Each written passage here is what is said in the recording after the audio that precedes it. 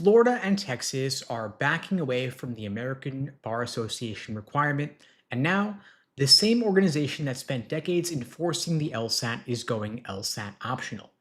And so when states stop deferring to the American Bar Association and the ABA itself starts distancing from the LSAT, it tells you one thing.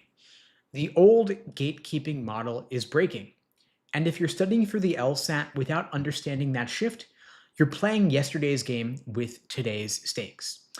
Now, if you've been paying attention to law school news lately, you've probably seen the headlines Florida drops the ABA requirement, Texas drops the ABA requirement, and almost overnight, LSAT forums and group chats all explode with the same question. Does the LSAT even matter anymore? Do I still need to go to an ABA accredited law school? And is law school about to get cheaper, faster, and easier? Now, here's what I want to say right away before people go too far with this. This is not the earthquake people think it is. But if you misunderstand what just happened and you make decisions based on emotion instead of strategy, you could make one of the most expensive mistakes of your life. So let's slow this down and get a little bit more precise here. There are three things you've got to understand. First, what actually changed? Second, what did not change at all? And third, why being early here is much riskier than being late. Because the law is not a profession that rewards speed or experimentation. In fact, it rewards the opposite. It rewards caution. It rewards following precedent, and it rewards following paths that are already proven to work. Now let's start with exactly what recently changed. Both Florida and Texas removed the rule that you must graduate from an ABA accredited law school in order to sit for the bar in those states. That is it. That is the full extent of the change. Now let's talk about what this does not mean. It doesn't mean that ABA degrees suddenly lost value. It doesn't mean that top law schools are changing admission standards. And it doesn't mean that employers are updating their hiring filters. And it definitely does not mean that the LSAT is obsolete. What happened here is not the creation of a new system. It is the removal of exclusivity. In other words, those states will now recognize other accrediting bodies someday. But just because they're allowing this doesn't mean there is the infrastructure in place to support it. In other words, there is no new accreditor replacing the ABA yet. There is no alternative system with proven outcomes. There is no established pipeline from law school classroom to clerkship to getting a job. There's only the vaguest hint of an idea that something else could exist in the future. And this distinction here matters more than almost anything else. One of the first mistakes I'm already seeing, less than a month after the changes were announced, is students treating these headlines like a green light to take a shortcut. Law is not a profession of shortcuts. I'm sorry to tell you it's not. When you go to law school, you're not just buying classes or earning a JD. You're trading 3 full years of your life. You're spending 6 figures in tuition plus living expenses. And you want to maintain geographic flexibility. And all of this is meant to give you a credential that opens doors. So the real question isn't, can I technically become a lawyer some other way, like Kim Kardashian skipping law school in California, taking the apprenticeship route? The real question is, what doors will still be open to me afterward if I take this path or that path? And that is where ABA accreditation still matters enormously. For decades, ABA accreditation has functioned as a national signal of trust. Is it perfect? Definitely not. Is it expensive more than it should be? Absolutely. And yes, it could also be improved.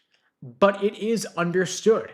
Judges, law firms, clerkship committees, government employers, state bars, they all understand it as an established pathway to the JD, to bar accreditation.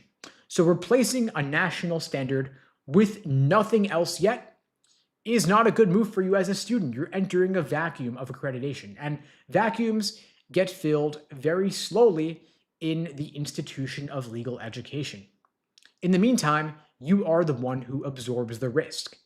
And every major structural shift creates early adopters. And early adopters, unfortunately, always end up paying more.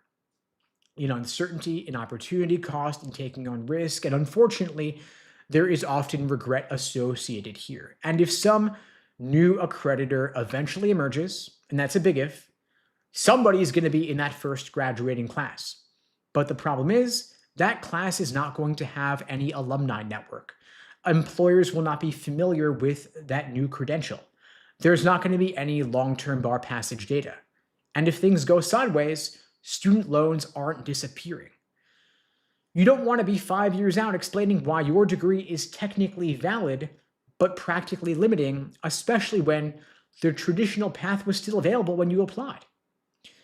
Now, let's talk about the LSAT, because I know people want this to be the moment where the LSAT stops mattering. Nobody likes studying for it, but the reality is, if you're applying to ABA accredited law schools, and that still includes virtually every reputable school in the country, nothing's changed. Admissions committees still rely on the LSAT. Scholarships are still heavily LSAT driven, and rankings still reward LSAT medians. If anything, uncertainty makes strong signals more valuable, not less. And when institutions feel instability, they don't abandon metrics. In fact, they cling to the ones they trust. So if you were hoping these headlines meant you could aim lower, you could prep less, or you could skip the LSAT entirely, that hope is misplaced.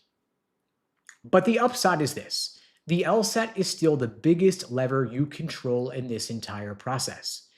It's the fastest way to get into better schools, to get more scholarship money, and to reduce your long-term financial risk. Now, let's talk about prestige, because this is where people really misunderstand how the law works.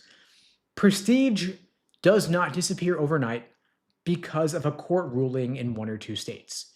It erodes slowly over decades, if it erodes at all. Law is conservative in the literal sense. Law values precedent, hierarchy, longevity, and predictability. That's why top law schools aren't dropping ABA accreditation, and mid-tier schools can't afford to, which leaves us with the lower ranked schools, many of which already struggle with employment outcomes and bar passage rates. Employers are not eager to gamble on unfamiliar credentials. Even if Florida and Texas, by the way, they implicitly acknowledge this by continuing to emphasize bar passage rates and employment outcomes. And so the standards, if they're going to be effectively the same, why change the label? It really comes down to politics and virtue signaling. And politics, these debates, they don't pay your student loans. Now, the average cost of law school is roughly $84,000 per year. So over the course of 3 years, we're talking roughly $250,000. Now, imagine attending a law school approved in only one state. What happens if your spouse gets a job elsewhere? What happens if your family member gets sick and needs you in another state? What happens if your practice area changes? Lawyers move and lives change all the time in unpredictable ways, and over the course of 3 or 4 decades, you can't predict what's going to happen in your life. But when you go to an ABA accredited law school, you've got portability of your degree. In other words, you can still sit for the bar in another state. But if you remove that and go to one of these new law schools in Florida or Texas where the JD is not portable in the same way, that's a pretty risky bet.